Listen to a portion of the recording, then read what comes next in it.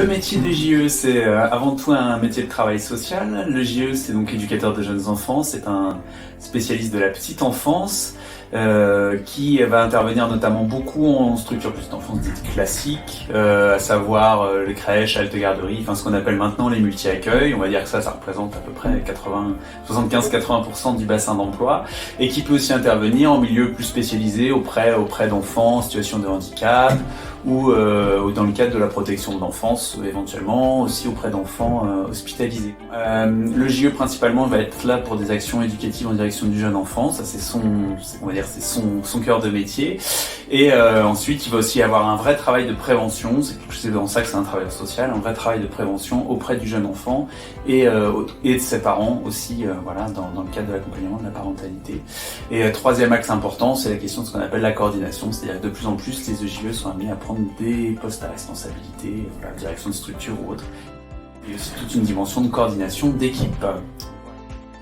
Donc la formation, elle est constituée de périodes de stage pratique et de périodes théoriques au niveau qui notamment se prépare au niveau de l'IRTS. Sur les périodes de stage, vous avez 60 semaines de stage à effectuer sur les 3 années de formation. Voilà, 16 semaines en première année, 24 semaines en deuxième et 20 en troisième. Et ce qui est important surtout, c'est d'arriver à articuler dans la formation, et c'est ce qu'on va essayer de développer autour de ces 3 ans de formation, d'articuler la théorie et la pratique. C'est-à-dire en quoi ce que j'apprends au niveau théorique, ce que m'apporte la théorie va me permettre de comprendre ma pratique, voilà, d'analyser ce que je fais et d'être aussi dans le pourquoi on fait les choses comme ça, etc., etc. Donc ce qu'on a l'habitude de dire, c'est la théorie va permettre d'expliciter l'implicite, quoi. Voilà, on est dans des pratiques parfois un peu intuitives, et comment on va essayer de professionnaliser ces pratiques en réfléchissant, en analysant ce qu'on fait, en pouvant construire une vraie réflexion autour de l'accueil de l'enfant et de ses parents. Alors donc la formation théorique, elle est divisée en quatre grands domaines de compétences. Le premier plutôt axé sur l'accompagnement de la parentalité, le deuxième plutôt axé sur l'action en direction du jeune enfant, le troisième donc plutôt sur la question de l'équipe et de la communication professionnelle, et le quatrième domaine de compétences axé plutôt sur les dynamiques partenariales, le travail en réseau, etc., etc. Donc vous allez avoir des semaines de cours qui vont être des semaines thématiques par DC. Donc vous aurez une semaine plutôt axée DC1 sur, je sais pas moi, la question de la parentalité, mais avec un axe particulier, l'immigration, la culture, etc., etc.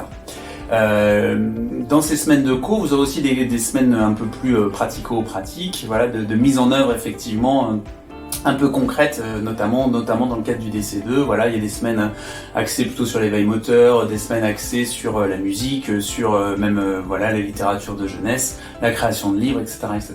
Donc il y a des semaines qui vont être assez théoriques, voilà, vous aurez des cours de psycho, de socio, enfin de sociologie, de droit, voire même quelques approches économiques, etc. Et puis vous allez avoir quelques semaines de cours au fur et à mesure de la formation, plutôt un peu pratique, et voilà, pour construire aussi votre outillage de futurs éducateurs ou éducatrices de jeunes enfants. J'utilise bien les deux termes parce qu'effectivement les garçons peuvent aussi venir dans la formation, bien évidemment.